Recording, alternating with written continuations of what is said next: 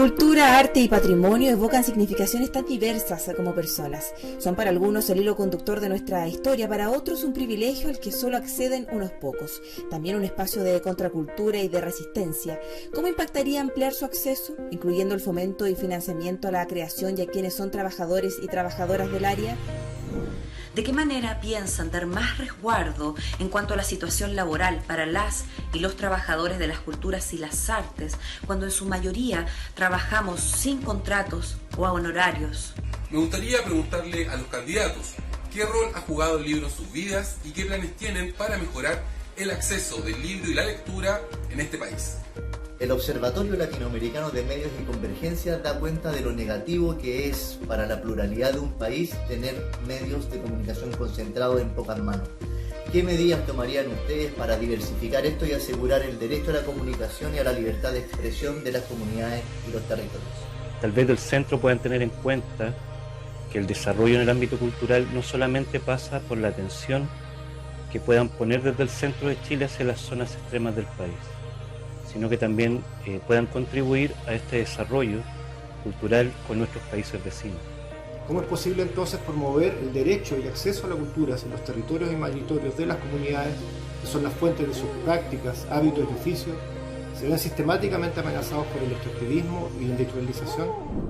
Ahondar sobre cuáles son los desafíos en el rescate y puesta en valor del patrimonio y de qué manera podemos reconocer desde lo público y privado nuestra memoria histórica es la invitación que les hacemos ahora.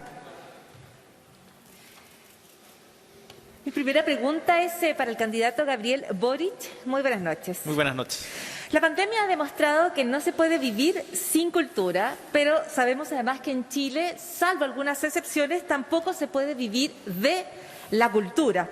La imagen de las personas que crean en Chile es la de la precarización, concursos a fondos que siempre son insuficientes o escasos, autogestión constante, fuga de talentos. Artistas desde Mon Laferte a Cecilia Vicuña eligen hacer sus carreras desde fuera, quizás porque las opciones aquí no son las mismas ni suficientes. ¿Cómo se mejoran las condiciones del trabajo artístico y cultural en Chile, candidato? Bueno, muchas gracias por la pregunta. Aprovecho de recomendar el poema de los embajadores del beso de Cecilia Vicuña, que es tremendo. Pero a propósito contestando directamente la pregunta, hoy día creo que alguien lo decía en el video. No podemos pensar la cultura solamente desde una perspectiva centralista, en donde el Estado desde Santiago va a ofrecer cultura a regiones. Lo primero que tenemos que hacer es reconocer la existencia de múltiples circuitos culturales que hoy día están en una precariedad tremenda. Y por lo tanto lo que nosotros proponemos es aumentar el presupuesto en cultura al 1%, demanda histórica, para prospectivamente poder ir más allá.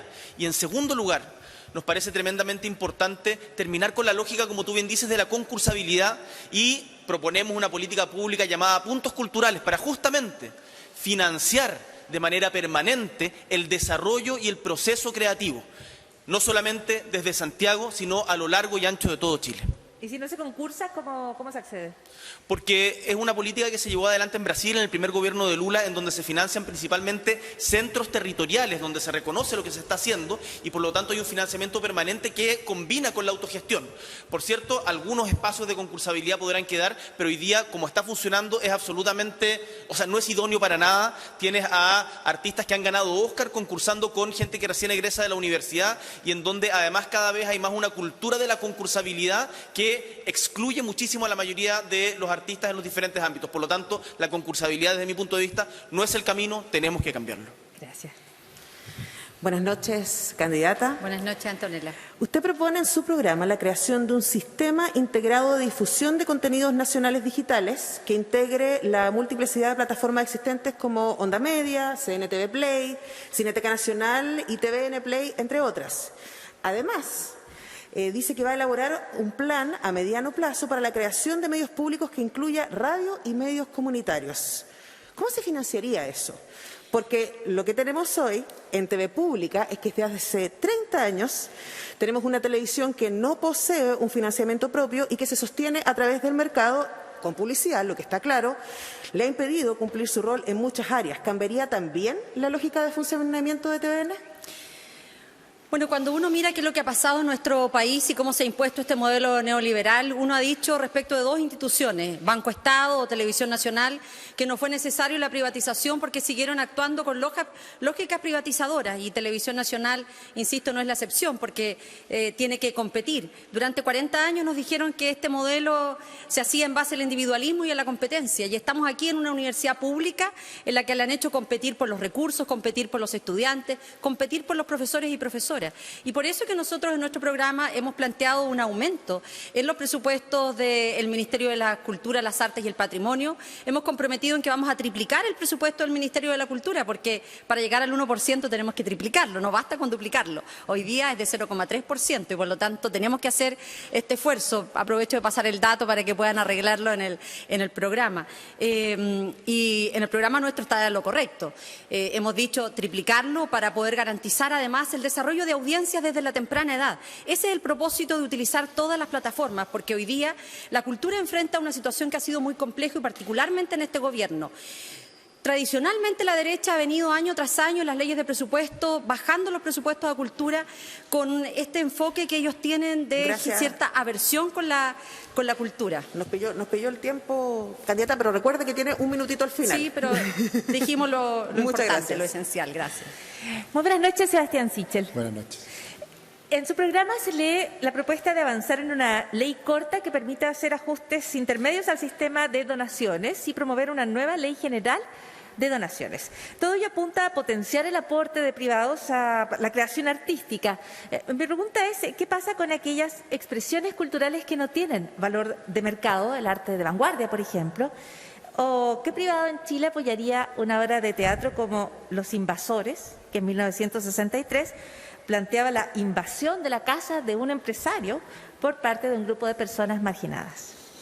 Primero, espero que muchos, Paula, esa idea de que hay privados con mirada ideológica creo que es una locura. Hay emprendedores que quieren apoyar cultura, manifestaciones alternativas en Chile, hay pymes que quieren ayudar a otros. La ley de donaciones debería ser el gran vehículo del aporte privado lo más abierto posible. Hoy día es complejo, solo hace que las grandes donen y por lo tanto me encantaría que pymes y emprendedores pudieran donar, y además deja fuera temas que para mí son fundamentales, el medio ambiente, la salud, donde no puede ser objeto de donaciones. Pero hay algo más de fondo en la pregunta tuya. Yo sí creo en las industrias creativas en Chile y por lo tanto lo que tiene que haber es un fortalecimiento de una estrategia parecida a la que hizo Colombia, la economía naranja, apostando fuertemente a pasar del 2.2 del PIB que hoy día significa la industria creativa a crecer mucho más allá. ¿Y cómo hacerlo? Diferencia acá con Gabriel, después me hago cargo en el debate. Creo que tiene que haber concursabilidad, pero no en la burocracia. Yo creo que las organizaciones intermedias, las ONG, pueden ser perfectamente adjudicatarias de fondos, o las que adjudican, los fondos a nivel territorial, y por lo tanto lo que tenemos que hacer es el Estado armar una gran red de privados, de ONGs colaboradoras que asignen los fondos para que no tengamos al final una especie de sector cultural que sirve a la política y por lo tanto se le asigna a dedo, ni tampoco tengamos hoy día que es un concurso a nivel nacional donde chicos y grandes compiten de distinta escala. Y por lo tanto bajar a la sociedad civil la posibilidad de que ellos asignen los recursos y aumentar al 1%, igual que los dos candidatos anteriores, el presupuesto de Chile, pero asignado a nivel territorial y por organizaciones colaboradoras que deben ser sin fines de lucro. Muchas gracias. Candidatos, muy buenas noches. Muy buenas noches. Según el informe Education at Glance de la OCDE, publicado en 2018, el porcentaje de comprensión lectora en los países que pertenecen a este organismo es de un promedio de un 21%. En Chile, esa cifra llega solo al 5%. ¿Cree que esa preocupante cifra se vincula con que en Chile no han existido medidas eficientes para fomentar la lectura y, en general, el acceso a los bienes culturales? ¿Cree usted que sería, por ejemplo, una buena señal eliminar el IVA al libro? ¿O qué medidas tomaría para revertir esta situación y permitir que la cultura, en sus diferentes formas y expresiones, alcance a todo el país y no solo a un grupo privilegiado de la población? Gracias. Mira, lo primero, es complicado. He sentido como el deseo de retirarme del debate, ya que todos están contra el neoliberalismo y han sido parte de políticas neoliberales durante más de 30 años. Por algo hubo un levantamiento popular. Entonces uno se siente un poquito sobrando. Qué bueno que Yanna, digamos, hoy día hable contra el neoliberalismo. Eso es muy interesante. Claro que estamos por terminar con el IVA al libro, ¿ya? Y promover la lectura del libro. Recordar nada más que el momento que las sociedades tienen sueños, como fue durante el gobierno del compañero Salvador Allende, todo el mundo leía. Los trabajadores, las trabajadoras, los niños andaban con un librito de bolsillo, ¿no? La Quimbantú, etcétera. Hizo un trabajo, pero realmente maravilloso. Hoy día no se lee, entre otras razones, porque no hay esperanza, no hay sueños. Esta es una sociedad que además nos ha quitado hasta los sueños. Esto es lo que ha hecho el neoliberalismo, Yanna, ¿no? Y ustedes lo han podido, ¿cómo se llama?, gestionar para que así sea. Bueno, muchas gracias, candidato. Muy buenas noches, Marco Enríquez Ominami. En un sistema cultural y artístico sano se apoya la creación, se apoya a quienes crean también, pero también se asegura el acceso de esa creación para una amplia porción de la población. Desde 1992 el Estado, a través de mecanismos como los fondos concursales, que han estado bien debatidos y conversados aquí y en general, se ha financiado parcialmente la creación artística, pero lamentablemente hasta el día de hoy no existe un sistema que asegure que estas obras lleguen a audiencias amplias, que trasciendan, digamos, el ámbito más pequeñito de los entornos donde se crean. Y hoy uno de los principales desafíos es la formación de audiencias. De acuerdo a los últimos datos de la encuesta de participación y consumo cultural, solo un 18% de las personas reconoce haber ido al teatro y solo un 22% visitar museos. ¿Qué medida tomaría usted para abordar este desafío, el de la creación de audiencias? Gran pregunta. Gracias por la pregunta de nuevo. Nosotros hemos planteado un bono de 50.000 pesos por joven para que vayan al teatro, al cine. Plata, política que a mí me gusta menos, pero que hoy día en tiempos de crisis es fundamental. Subsidio a la demanda, reactiva la oferta. Simple lógica. En segundo lugar, vuelvo, y en eso estoy de acuerdo con un poco el escepticismo del debate. Hay una constituyente, de la cual como que no hablamos, como que a nadie le importa. Ahí va a quedar establecido el derecho a la cultura, estoy seguro, y va a ser fundamental porque se podrá ser cobrable. Yo estoy de acuerdo, y se ha dicho antes, que salgamos de la concursabilidad. Yo vengo del mundo de la cultura. Soy director, he hecho más de 100 telefilm, cortometrajes, etc.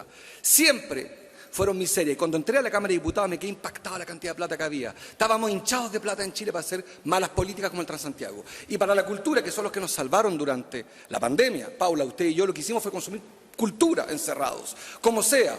Por tanto, crearemos un instituto del libro, conectaremos a Internet, porque Internet, según Naciones Unidas, es parte de un derecho humano. Sin Internet, una buena parte de las audiencias no tienen ni siquiera derecho a elegir y están secuestrados por la televisión, que en general es bastante mala, salvo excepciones cuando está Karen en Televisión Nacional. Muchas gracias. Buenas noches, candidato. Muy buenas noches. Le invito a Pomaire. Todo un país evoca una cierta imagen, una cierta forma de habitar, de crear, de ser y de hacer cuando pensamos en Pomaire, de comer también. Pero comunidades como esa están en riesgo de perder sus rasgos identitarios más importantes, en parte debido a la precariedad de su actividad principal en un contexto en donde está todo entregado al mercado. Usted ha planteado que pretende relevar la autonomía de las comunidades en la definición de sus formas de relación y modos de vida. ¿Cómo apoyaría a una comunidad como Pomaire, como Chimbarongo, como Quinchamalí, pueblos de artesanos que aportan no solo con su arte y oficio, sino con su propio habitar a la identidad nacional? Muchas gracias por la pregunta. He estado en muchos lugares de Chile en donde existe un patrimonio inmaterial que, si no lo cuidamos, podemos perderlo. Telares, artesanía en crin, que tratamos de poner también en un capítulo de nuestra franja. Los invito a verlo, en donde justamente desde las artesanías, desde las diversas obras que realizan estas comunidades, se va construyendo Chile.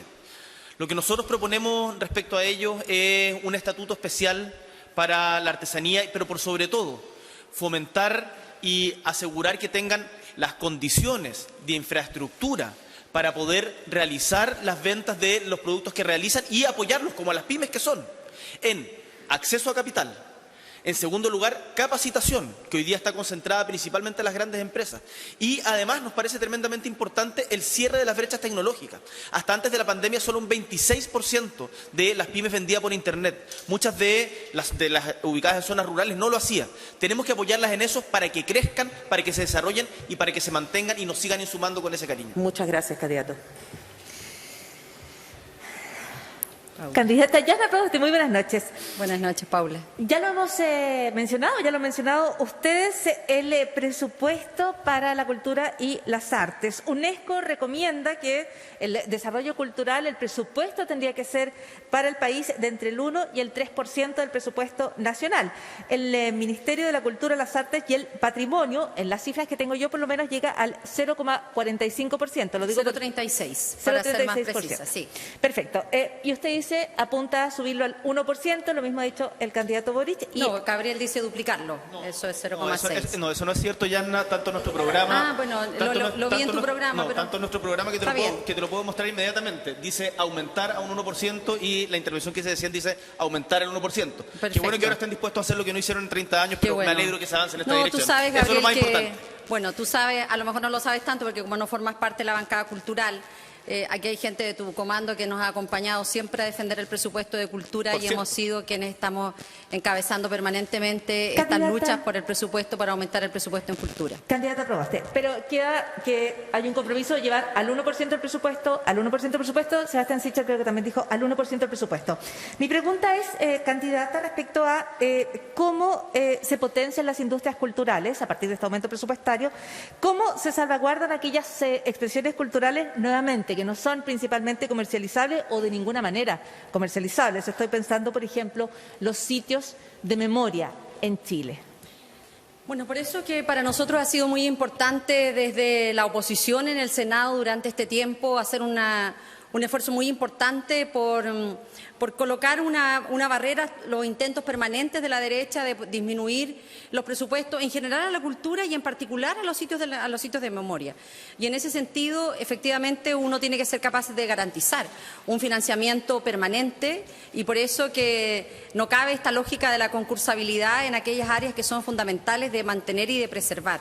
De preservar en los sitios de la memoria, pero también de preservar respecto de patrimonios culturales, particularmente de nuestras comunidades indígenas que deben y tienen que ser parte activa también de la concepción amplia de lo que nosotros consideramos debe ser las expresiones culturales de nuestro país. Vengo llegando de una gira en el norte, estuvimos con habitantes de Socoroma, de Putre, que se juntaron todos en el Valle de Tímar, en la comuna de Camarones, y por supuesto que eso es parte de nuestro patrimonio, es parte de nuestra cultura y nosotros tenemos que ser capaces de preservar. Cortito, ¿usted garantizaría financiamiento permanente para los sitios de memoria en Chile?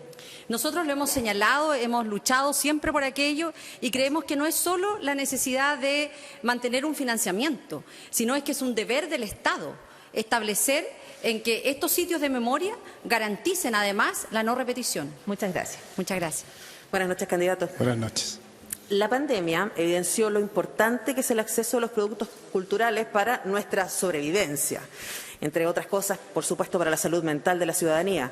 Muchos de nosotros sobrevivimos a los meses de encierro leyendo, escuchando música, viendo películas, series e incluso teatro a través de las plataformas. Al mismo tiempo, quienes crean esos bienes pasaron y siguen pasando por uno de los momentos más difíciles en términos laborales. El Gobierno anunció a mediados del año pasado fondos de emergencia, la mayoría de los cuales aún no se entregan. ¿Qué habría hecho usted distinto? Gracias. Una cosa que pido mesura, no tratemos de mentiroso, de no sé qué a cada rato entre nosotros. Lo pido de verdad. Creo que hay un debate más de fondo en esta universidad que vale la pena que también el lenguaje cambie.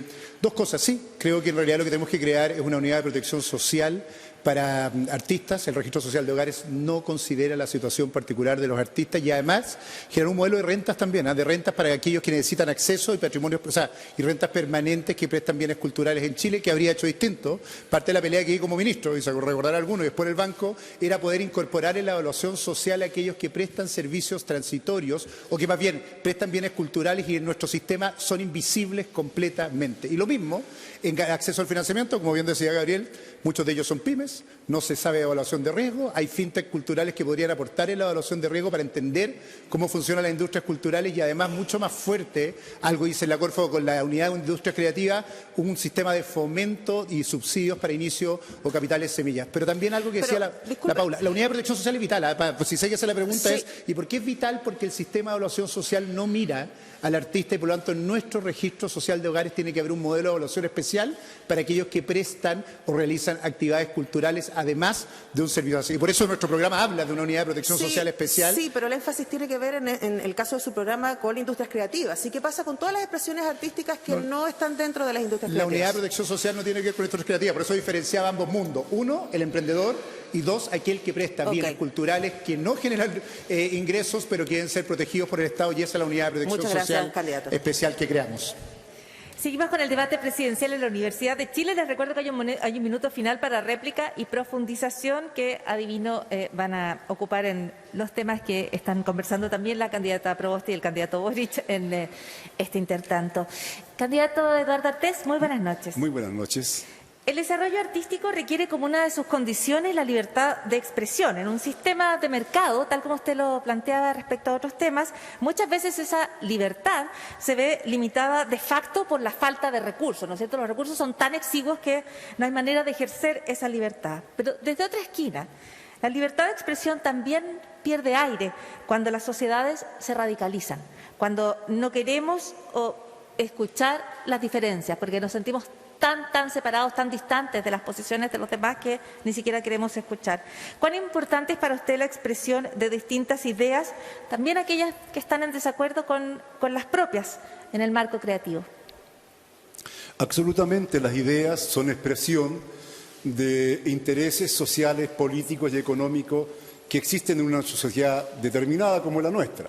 Aquí existen sectores poderosos que tienen sus intereses, tienen su expresión en sus ideas y tienen también sus canales para expresarla. Los trabajadores, el pueblo y los demás también tienen sus ideas y tenemos la forma de expresarlas. Pues bien, todas deben concursar sin lugar a duda. El tema es cuando un sistema no es democrático y calla las expresiones que son justamente contrarias a las ideas dominantes y a la forma de pensar única que tenemos en nuestra sociedad. A cada sistema social corresponde una forma de pensar determinada. Y en este país capitalista, neoliberal, existe una forma de pensar determinada. O sea, eso es así, y los medios de comunicación, que no están en manos democráticas, sino que están en manos, digamos, de intereses de empresas, incluso de empresas extranjeras, le ponen el sello de tal manera que dejan sin libertad de expresión. Gracias. Buenas noches, candidato. A partir de la pandemia, el principal lugar de acceso cultural se transformó el hogar, ¿no? Vía la digitalización de contenidos, vemos películas, series, leemos libros, escuchamos música. Lo que se ha demostrado en recientes análisis es la tremenda influencia en la construcción de consumos culturales que tienen plataformas comerciales, como Spotify, YouTube, Netflix, que están influyendo decididamente en qué entendemos por cultura. ¿Cómo se contrapesa esa enorme influencia armada desde el mercado? ¿Cómo se enriquece esa oferta para potenciar la creación nacional y dar cuenta de su diversidad? Gracias por la pregunta. Efectivamente, creo que hay un sector que ganó mucha plata en pandemia. No a todo el mundo le fue mal. A las gafas, Google, Amazon, Facebook, todas las aplicaciones que usted nombró, para financiar nuestro aumento a 1% del Producto Interno Bruto en cultura, entre otras cosas, que significa multiplicar por 10 el presupuesto de cultura, por si acaso. Ese esfuerzo va a tener que hacerse con impuestos, no con reasignaciones injustas, sino simplemente que paguen impuestos estas enormes aplicaciones. Está muy bien que existan. A propósito, a mí me gusta el mercado.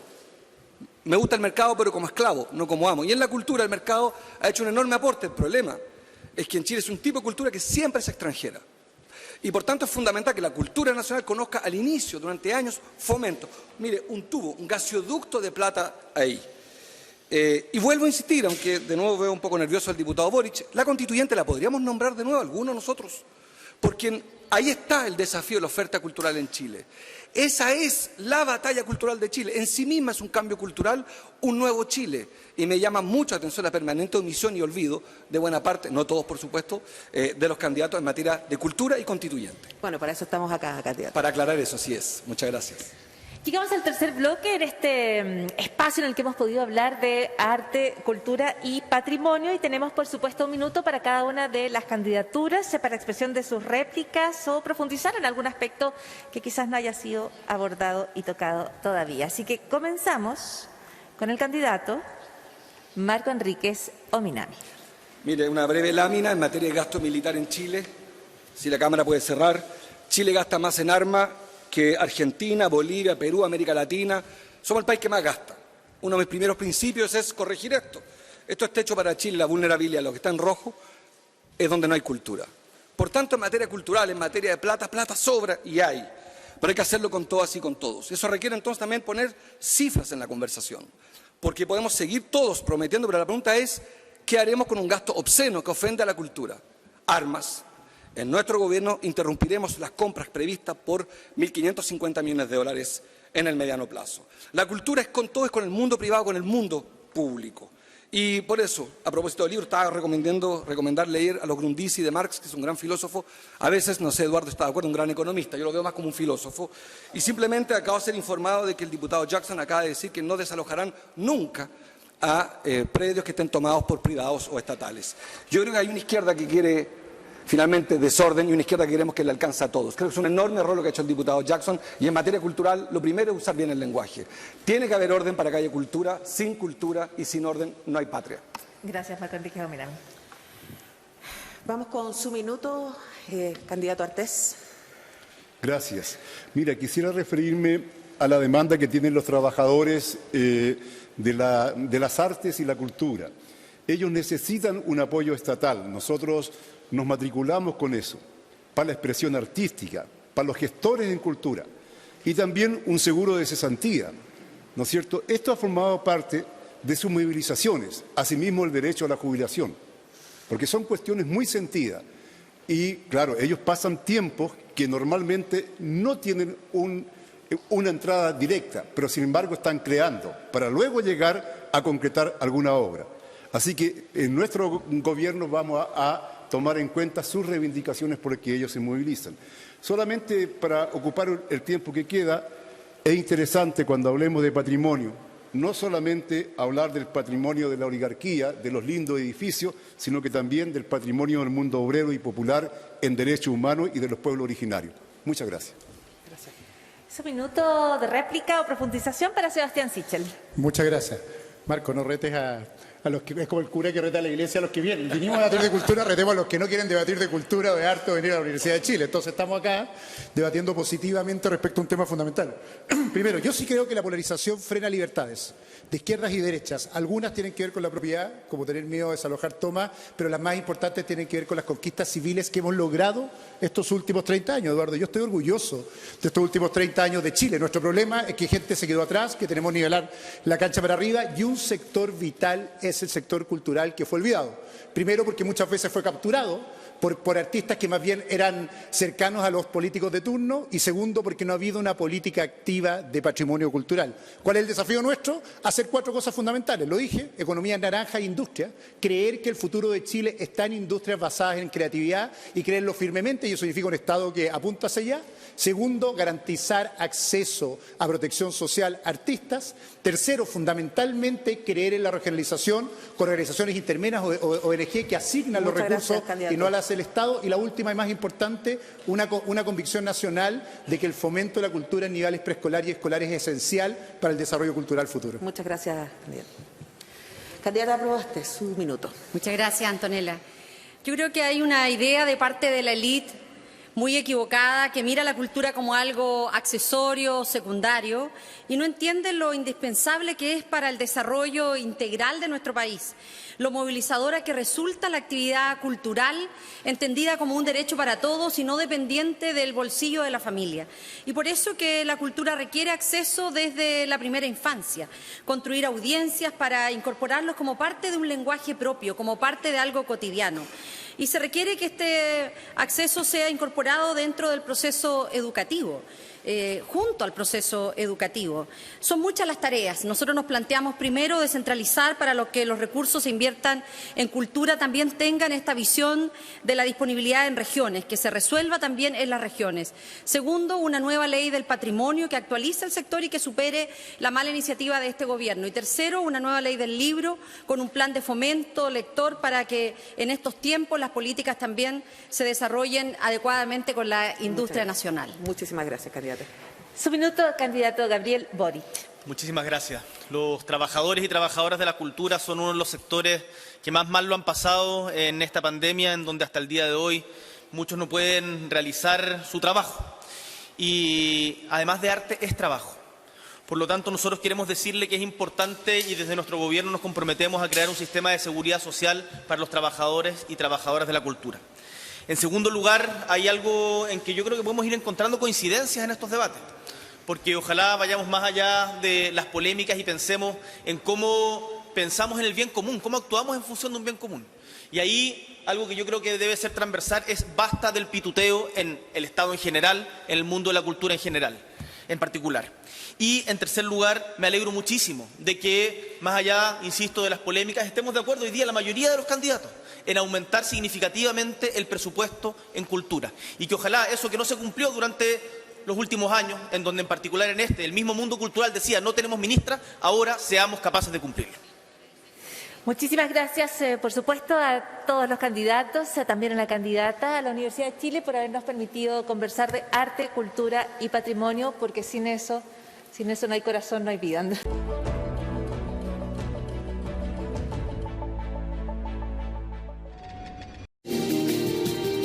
Maray Televisión. Lo escuchas, lo ves.